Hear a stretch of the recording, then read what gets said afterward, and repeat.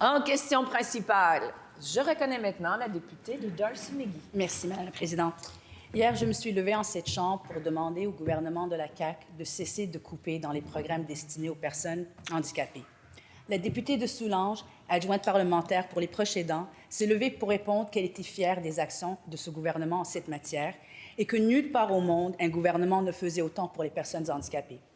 La députée est aussi l'une des fondatrices du groupe Parents pour toujours, qui se bat pour l'amélioration des conditions pour les personnes vivant en situation de handicap, y compris pour le programme Chaque emploi-service. Selon eux, il n'y a rien de fier à voir des familles pleurer d'épuisement parce qu'ils ne sont pas soutenus adéquatement. Madame la Présidente, est-ce que la députée de Soulanges pense que les choses vont bon en matière du Chaque emploi-service? Selon elle, est-ce qu'il y a place pour de l'amélioration? La réponse de l'adjointe parlementaire de la ministre. Merci beaucoup, Madame la Présidente. Merci beaucoup pour cette question parce que ça va effectivement me permettre de rétablir les faits concernant le programme Chèque emploi-service. Madame la Présidente, en 2019, je crois, Monsieur le ministre, on a fait des pieds et des mains pour que les parents d'enfants lourdement handicapés majeurs puissent bénéficier eux-mêmes du programme Chèque emploi-service. En fait, ça venait rééquilibrer l'équité entre les familles d'enfants mineurs et majeurs. Ce qui arrivait, c'est que souvent, il y avait un débalancement entre le soutien financier quand l'enfant était mineur et quand l'enfant était majeur. Donc, on est venu à ce moment-là rééquilibrer les choses en permettant aux parents d'avoir accès à ce programme-là.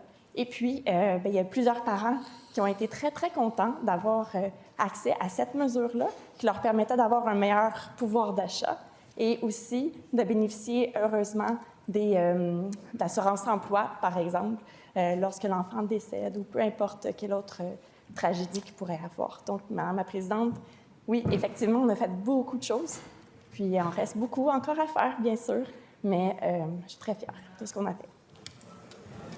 Première complémentaire. Merci, Madame la Présidente. La réponse de la députée de Soulanges est tout le contraire de ce qu'elle a communiqué au groupe Parents pour toujours. Dans un courriel que je vais déposer à la suite d'une sortie du groupe pour critiquer la gestion de ce gouvernement en matière du chèque emploi-service, elle a dit qu'elle était déçue d'eux et qu'elle était, et je la cite, « déçue moi aussi parce que les choses ne vont pas aussi vite que je le voudrais ». Madame la Présidente, quelle version des faits devons-nous croire? Celle de la députée en Chambre ou celle qui communique avec les groupes? Alors, consentement pour le dépôt? Oui, consentement. Consentement. La réponse de l'adjointe parlementaire, on écoute. Merci, Madame la Présidente. Bien, c'est sûr que des fois, dans le gouvernement, dans tout l'appareil administratif, il y a des choses qui vont vite, il y a des choses qui vont moins vite. Et puis, je l'ai mentionné au groupe, bien sûr. Il y a des choses quand on faisait des rencontres avec ce groupe-là, entre autres, c'était super productif. On a fait des pieds et des mains avec les ministres concernés. On a fait des rencontres avec eux, puis ça a vraiment bien été. Je suis fière de nos rencontres qu'on a faites avec eux. Donc, voilà, Madame la Présidente, on continue. On continue avec ce programme-là à revoir toutes les modalités. On revoit plusieurs choses avec le chèque emploi-service. Entre autres, Madame la Présidente, je vais revenir probablement dans ma prochaine réponse. Deuxième complémentaire. Madame la Présidente, pour le Parents pour toujours, c'était pas très constructif. C'est la fondatrice de Parents pour toujours qui est déçue et elle l'a exprimé dans un courriel que je vais aussi déposer qu'elle a adressé à la députée de Soulanges. Mais avant, je voudrais citer un passage. Tu as déjà été dans ma situation, devoir revendiquer pour obtenir une vie décente pour ta famille. Si tu veux bien sortir de ton rôle de politicienne un instant, pour revenir à ton rôle de maman militante pour les familles qui vivent des injustices, tu comprendras pourquoi je suis déçue aujourd'hui et pourquoi je ne peux pas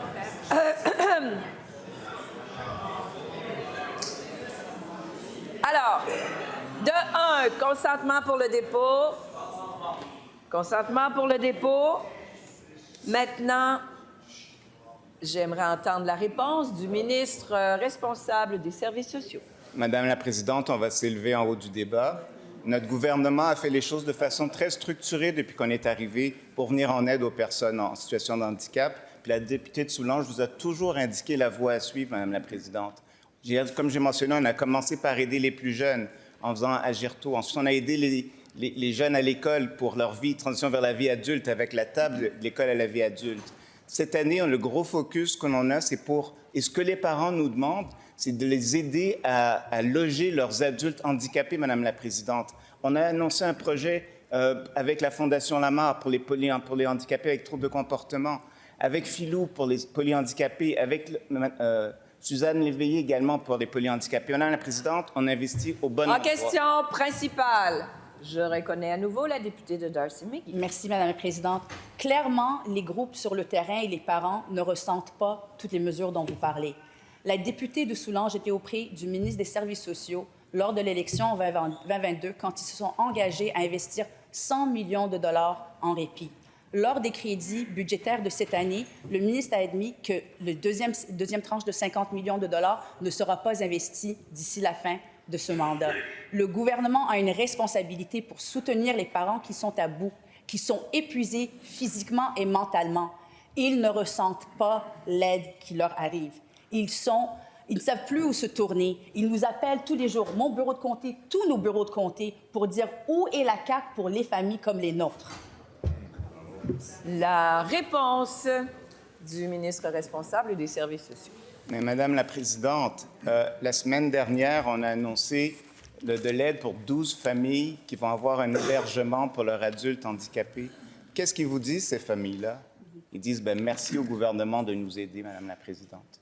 La même chose à Québec, un autre endroit où ils ont un modèle super intéressant, où il y a une semaine de répit, une semaine d'hébergement, Madame la Présidente. Ça permet de doubler le nombre de familles qui nous disent merci à notre gouvernement, Madame la Présidente. Madame la Présidente, on fait les choses une étape à la fois. On est venu aider le répit également. D'accord que les sommes ne sont pas encore au rendez-vous, mais le mandat n'est pas terminé, Madame la Présidente. On a investi dans du répit, chose qui n'avait jamais été faite, Madame la Présidente. Il n'y avait aucune marge, il n'y avait aucune voie comptable pour investir dans le répit au Québec. C'est notre gouvernement qui a fait ça. Il y a eu certains délais à cause de liens entre les organismes communautaires et les CIS. Mais Madame la Présidente, on innove, on aide les familles de différentes façons. Il y avait beaucoup de rattrapage à faire. On est en train de le faire, Madame la Présidente. Première complémentaire. Madame la Présidente, le répit est là pour donner une chance aux parents de se raviver. Les parents qui sont des proches aidants sur 24/7, qui ont besoin du temps pour eux. Le ministre a investi 50 millions en répit. La première année du répit, il y a des régions au Québec qui ont encaissé zéro de l'argent qui leur avait été mandaté. Moi, ce que je veux, c'est que je veux que chaque parent au Québec puisse avoir accès à des services qui vont faire en sorte qu'ils vont s'occuper d'eux-mêmes et de leurs enfants. Ce qu'on veut, c'est des actions, pas juste des paroles. La réponse du ministre. Je comprends, Madame la Présidente, mais il y a aussi des parents qui sont rendus à l'étape où leurs enfants doivent être hébergés. Et ça aussi, il faut qu'on réponde à ces gens-là. En fait, quasiment presque plus rapidement, parce qu'eux, ils sont rendus à un moment dans leur vie.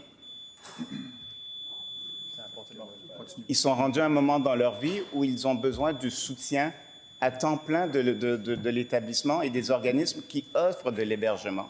C'est pour ça, Madame la Présidente, que cette année, on a eu un focus sur l'hébergement des polyhandicapés, ce qui ne se faisait pas avant avec un ratio 1 pour 1, l'hébergement pour ceux qui ont des troubles du comportement.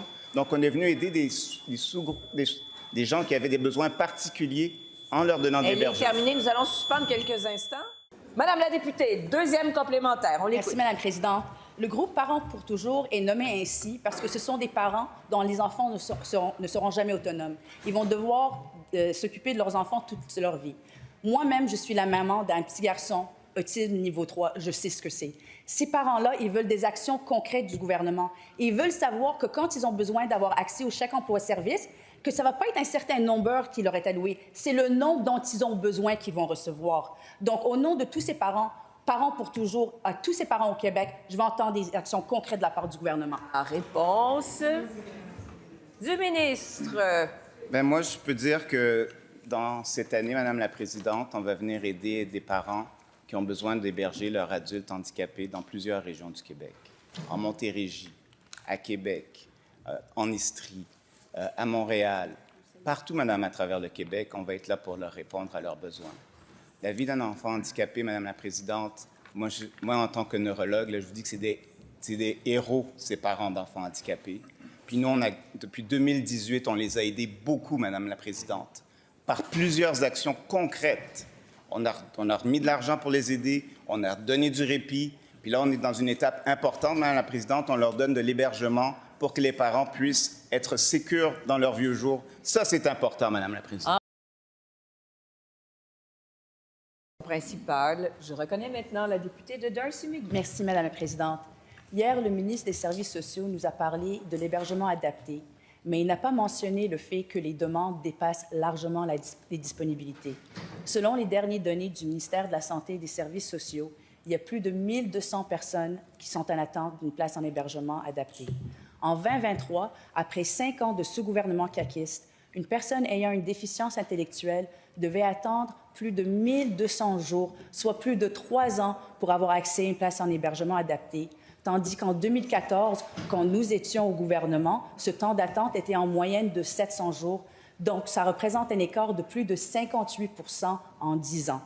Madame la Présidente, comment est-ce que ce gouvernement peut prétendre répondre aux besoins des familles, tandis que les temps et les listes d'attente explosent, et que la majorité des projets annoncés par ce gouvernement ne représentent qu'une fraction des besoins réels? La réponse du ministre responsable des Services sociaux. Bien, merci beaucoup, Madame la Présidente. La question de la députée Darcy McGee va me permettre de mettre en évidence une des plus grandes améliorations qu'on ait faites dans l'hébergement des personnes handicapées. À l'époque du gouvernement libéral, la façon dont ça fonctionnait, les gens faisaient des levées de fonds pour ramasser des sommes pour préparer un hébergement supervisé et, à la suite, aller voir le CIUS pour obtenir les services. Fait que c'est sûr que pendant toute la dizaine d'années qu'ils ont fait des soupers spaghettis, l'attente ne comptait pas. Et là, l'attente commençait une fois qu'ils allaient voir le CIUS. Nous, Madame la Présidente, on leur demande de s'associer avec le CIUS dès le début du projet. Et pendant qu'ils lèvent l'argent, nous, on assure que les services vont suivre. Donc, les projets prennent beaucoup moins de temps à lever. On peut en lever partout au Québec, Madame la Présidente. Je vous dis, juste cette année, ça va être Habitat Filou. On a fait la maison à Québec également. On va avoir des projets à Mégantic, un projet aux îles de la Madeleine que j'ai bien hâte d'aller annoncer, des projets à travers le Québec, Madame la Présidente. Et en plus, on donne tous les types d'hébergements, polyhandicapés, troubles du comportement, logement supervisé. Tout le monde note l'amélioration sur le terrain, Madame la Présidente. Première complémentaire. Madame la Présidente, ce n'est pas ce que j'entends sur le terrain. L'amélioration n'est pas sentie. Les familles sont désespérées.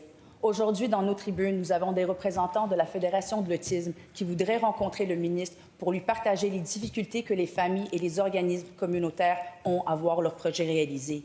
Ça ne marche pas du tout. Madame la Présidente, est-ce que le ministre et sa collègue à l'habitation sont prêts à s'engager à simplifier les démarches et investir davantage pour que les projets se réalisent plus vite? La réponse du ministre. Bien, je rencontre souvent la Fédération québécoise de l'autisme. D'ailleurs, on le fait participer à plusieurs de nos projets. Maintenant, j'aimerais qu'on me nomme certains projets qui prennent du temps à lever. Nous, on a une liste exhaustive de tous les projets qui vont sortir en 25-26 et tous ces projets-là sont financés. Donc, Madame la Présidente, on travaille avec tous les groupes dans toutes les régions et dans tous les comtés. Quels que soient les comtés. Je peux vous en nommer quelques-uns. On a un comté à Terrebonne, le pas de 2, qu'on est allé annoncer récemment. On a un projet en Outaouais avec les apprentis qu'on va aller annoncer cet été. On a un projet aux îles de la Madeleine également. Madame la Présidente, on a des projets partout au Québec, mais on s'assure que dès que les projets soient prêts, les services sont financés. Merci, Madame la Présidente. Deuxième complémentaire. Merci, Madame la Présidente. Les projets, ce n'est pas ce qui manque. Il y a plein d'organismes communautaires qui nous disent à quel point c'est difficile de faire face à la bureaucratie qui n'en finit plus et ne se sentent pas soutenus de la part de ce gouvernement. Madame la Présidente, est-ce que le ministre peut justement parler avec les organismes sur le terrain qui ont des projets, qui veulent voir réaliser, qui sont développés en collaboration avec les milieux? Parce que c'est ce que les gens demandent. Pas juste d'être sur une liste d'attente puis ensuite de ne pas avoir le choix. Voici ce qu'on vous donne. Ils veulent faire partie des décisions également. La réponse du ministre. Mais, je peux comprendre ce point-là, Madame la Présidente, mais la porte est grande ouverte. Mon cabinet accompagne de nombreux organismes communautaires pour les projets qui sont dans le FAC. Puis je comprends que ça peut être un certain travail, mais on travaille très bien ensemble, la ministre de l'Habitation et moi, et les équipes également, pour faire monter ces projets. Donc moi, je suis ouvert à supporter n'importe quel projet d'hébergement pour les personnes en situation de handicap. C'est un avantage, Madame la Présidente. On veut qu'ils puissent vivre leur vie avec leur plein potentiel. D'ailleurs, vois Mme Belle-Rose dans les estrades aujourd'hui, que je salue. Et, Madame la Présidente, on va continuer à appuyer ces projets-là partout au Québec. Donc, les députés qui viennent venir me voir, ma porte est grande ouverte. Merci de votre aide.